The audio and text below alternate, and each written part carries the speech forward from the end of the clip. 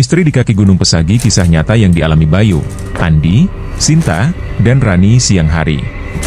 Suara langkah kaki di atas tanah dan dedaunan terdengar di hutan yang tenang. Bayu, Andi, Sinta, dan Rani sedang memulai pendakian mereka. Suasana tampak cerah, burung-burung berkicau, dan matahari bersinar lembut di sela-sela pepohonan. Bayu, dengan antusias, ayo, guys. Kita bakal nyampe puncak sebelum malam, kalau kita gak terlalu banyak berhenti. Andi, tertawa, santai, bro. Kita kan di sini buat nikmatin perjalanan, bukan buat lomba.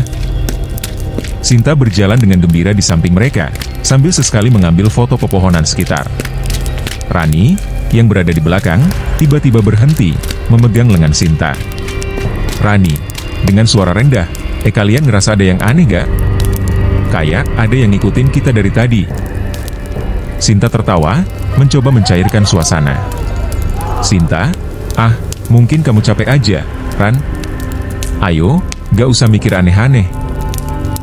Rani, berbisik, iya, tapi rasanya beneran ada yang ngawasin. Mereka melanjutkan perjalanan dengan perasaan tak tenang.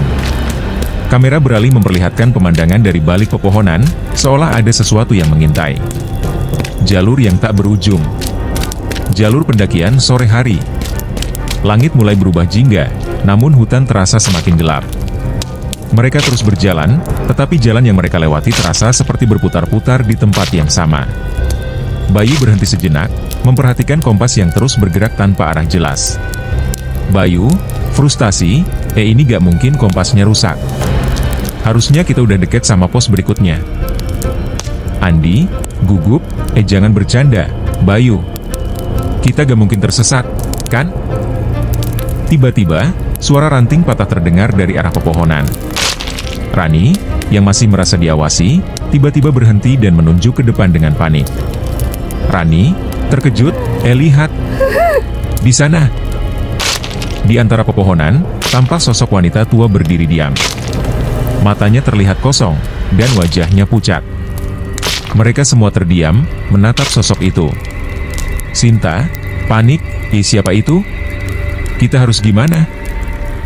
Wanita tua itu menghilang seketika, seperti tertelan oleh hutan yang gelap. Bayu, tegas, kita harus cepat cari jalan keluar. Ini gak beres. Mereka mulai berlari, namun setiap kali mereka berpikir sudah menemukan jalan keluar, mereka kembali ke tempat yang sama, membuat ketegangan semakin meningkat. Malam mencekam. Kemah di tengah hutan, malam hari. Malam semakin larut. Tenda mereka berdiri di tengah hutan yang sunyi, hanya ditemani suara angin. Bayu, Andi, Sinta, dan Rani duduk di dalam tenda, saling berhadapan dengan wajah yang cemas. Andi, membisiki Rani, tadi waktu buang air kecil, aku dengar suara langkah kaki. Tapi gak ada siapa-siapa di luar. Rani, ketakutan, aku mimpi buruk tadi ada yang narik kakiku, dan aku gak bisa bergerak. Tiba-tiba, suara ketukan pelan terdengar dari luar tenda. Semua terdiam, wajah mereka memucat. Sinta, berbisik ketakutan, itu suara apa? Ketukan itu semakin keras dan diikuti suara bisikan yang tidak jelas. Mereka semua membeku, takut bergerak. Bayu memegang senter dengan tangan bergetar. Bayu, suara tercekat, kita gak sendirian. Ketukan itu berhenti tiba-tiba, diikuti oleh kesunyian yang mencekam. Mereka hanya bisa menunggu dengan jantung berdebar-debar.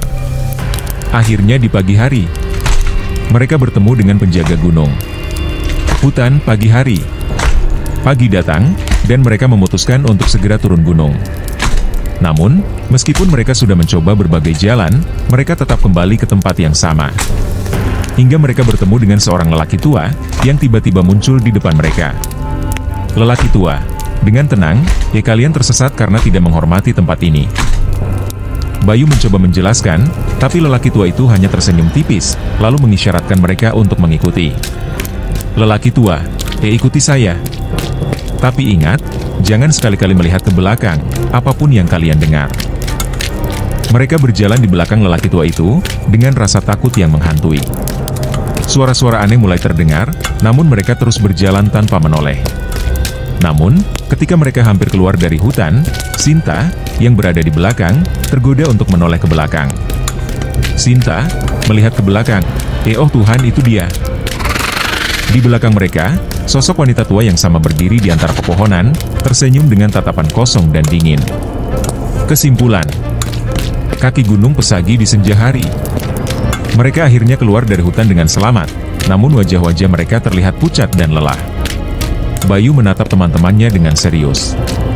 Bayu, dengan suara tenang, kita selamat, tapi ini jadi pelajaran. Alam itu punya penghuninya sendiri, dan kita harus menghormatinya. Rani mengangguk pelan, masih terbayang-bayang kejadian yang mereka alami. Rani, iya, kita gak boleh sombong dan selalu ingat untuk jaga sikap dimanapun kita berada. Kamera memperlihatkan pemandangan hutan di belakang mereka yang perlahan gelap, sementara mereka melanjutkan perjalanan pulang. Suara angin berdesir pelan, membawa bisikan halus yang misterius. Pesan akhir untuk para pendaki gunung dimanapun kita mendaki. Gunung bukan sekadar tempat wisata, tetapi rumah bagi banyak makhluk yang tak kasat mata. Saat mendaki atau beraktivitas di alam bebas, ingatlah selalu untuk menjaga sikap dan menghormati alam serta penghuninya. Jangan pernah meremehkan cerita-cerita mistis yang ada, karena kita hanyalah tamu di sana.